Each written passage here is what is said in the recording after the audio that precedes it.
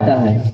आज का भारत हमसे क्या चाहता है, आइए हम एक छोटे से बच्चे के द्वारा समझते हैं कि आज का भारत आखिर हमसे चाहता क्या है। शायद हमने आज तक कभी किसी से पूछा ही नहीं, अपने आप से ही पूछा नहीं था। लेकिन एक क्लास 10th के विद्यार्थी आपसे सवाल करते हैं कि आज का भारत आखिर हमसे चाहता क्या है, क्या चाहता है आज का भारत हमसे। आपने क्या कभी सोचा था कि आज का भारत हमसे क्या चाहता है? जी नहीं। तो आइए एक छोटे से विद्यार्थी द्वारा हम समझते हैं कि आज का भारत हमसे क्या चाह रहा है और हम क्या चाहते हैं और हम अपने द्वारा कैसे उनकी चाहत को पूरी कर रहे हैं।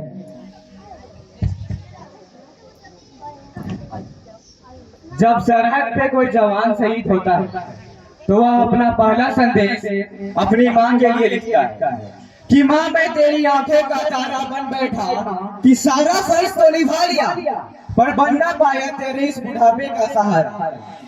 फिर वह अपने पिता के लिए लिखता है कि तो छाती चोरी करके चलना बापू, कि तो छाती चोरी करके चलना बापू, तेरे बेटे ने भी बुज़दिलों की तरह पीठ पे नहीं सीने पे गोली खाई है।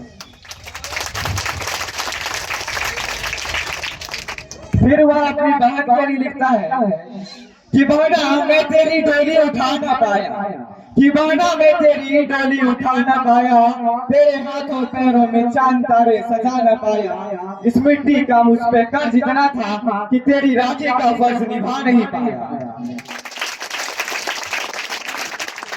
फिर वो अपनी पत्नी के लिए लिखता है कि बस कुछ पल के लिए अपने आंसू छुपा लेना, कि बस कुछ पल के लिए अपने आंसू छुपा लेना, कि जब मैं तिरंगे में लिपट कर आऊं तो बस एक बार सीने से लगा लेना।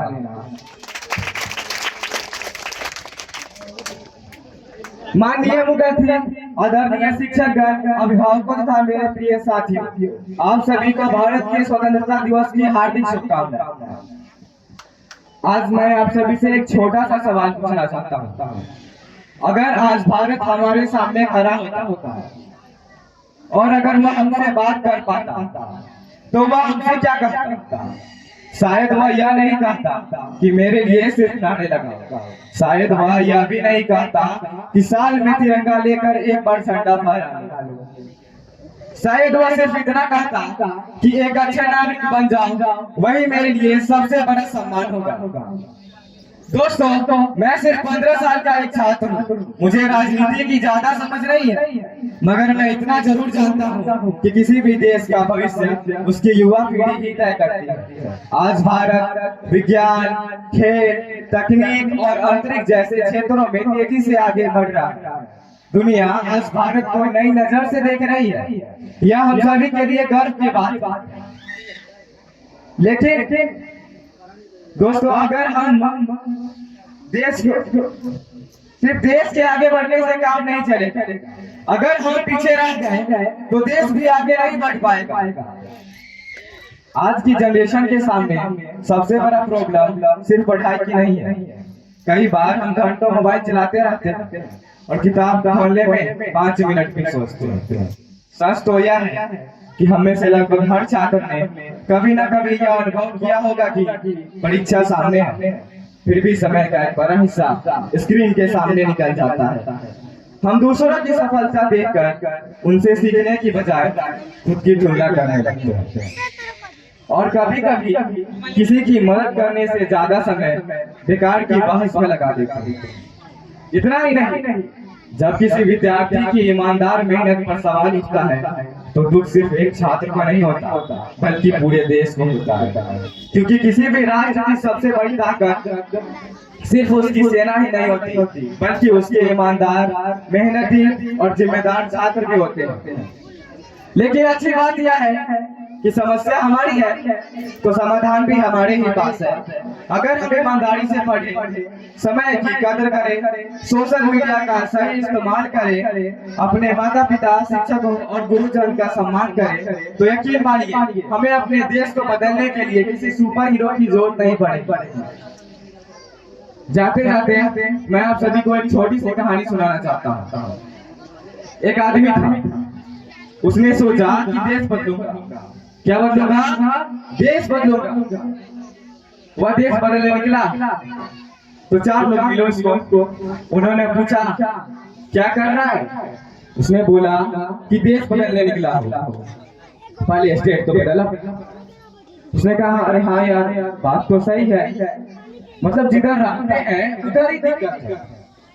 वो बेचारा घर जाकर रात को सोया और एकदम मस्त स्ट्रैटेजी बनाकर अगले दिन आया और बोला कि चलो ठीक है स्टेट बदलते हैं।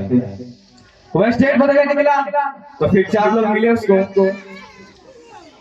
फिर उन्होंने पूछा कि क्या बदलेगा? उसने कहा कि स्टेट बदलूंगा।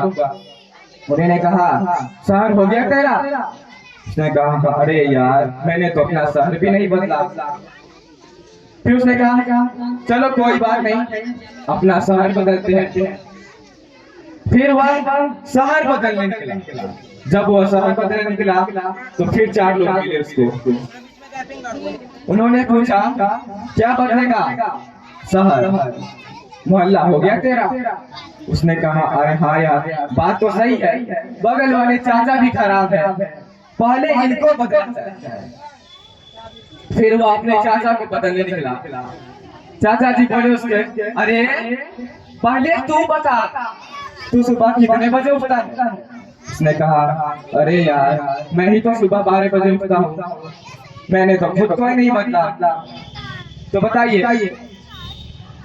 आप किसको बदलने की कोशिश कर रहे हैं? और हमें किसको बदलना है? हमें खुद को बदलना है, क्योंकि जो खुद को नहीं बदल सकता वह देश को भी नहीं बदल सकता है।